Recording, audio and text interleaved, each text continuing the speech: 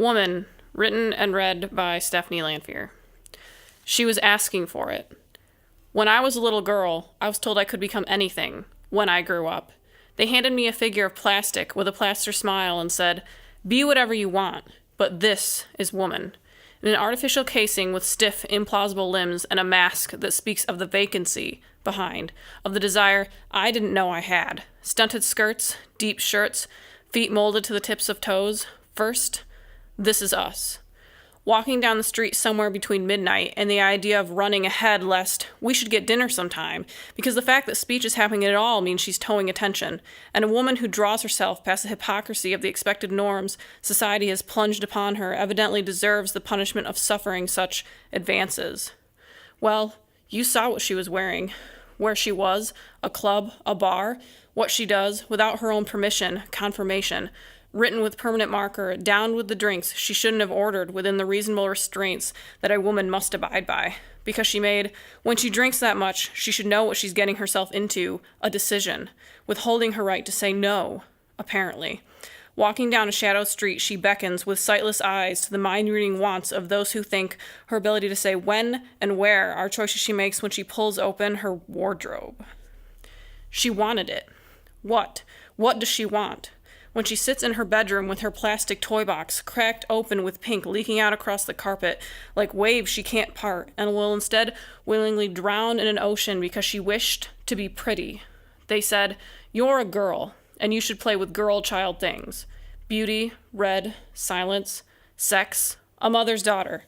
Wanders down a corridor between dinner and "I'm coming in now," his face printed on closing walls that haunt down between the eggshell steps, echoing threateningly in her own ears. The quiet isn't guardian enough as she covers her small body and waits for the repetition of a nightmare that pounds inside her screaming bed, the back of an angel above her head, and she wonders why. Well, she acted twice her age, when they shut her up in a cell because she washed his face from the walls with a white flag stained red. Inside the sea, she wiped clean in a steel-driven scream of desperation. With her kind of hushed awareness, we can't entirely blame him, because he waited in that prison.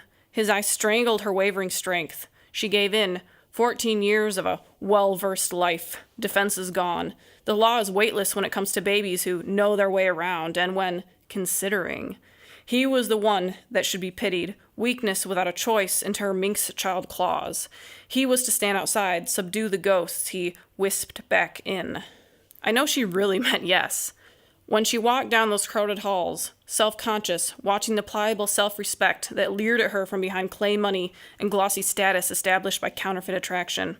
Her cheap infamy can't compare, and she knows she tries too hard. They said so. But how can she not attempt to alter the natural image that tracks her? Strain, a child of the system, accepts when they ask if she'd trail to their hangout, because they think she's pretty cool.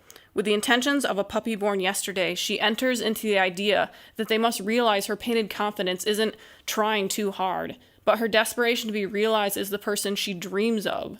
With the ignorant poise of a magazine cover, she opens the door and slips. Well, she's the one that followed all those boys, with their voices calling, preying on her wishes to be something humanity has written will never be possible, because with a nose that big and hips that wide, she's hardly the pick of the litter. Welcoming arms stretched, they wrap her up in their pressuring embraces while she vanishes inside the penetrating waves of 1, 2, 3, 4.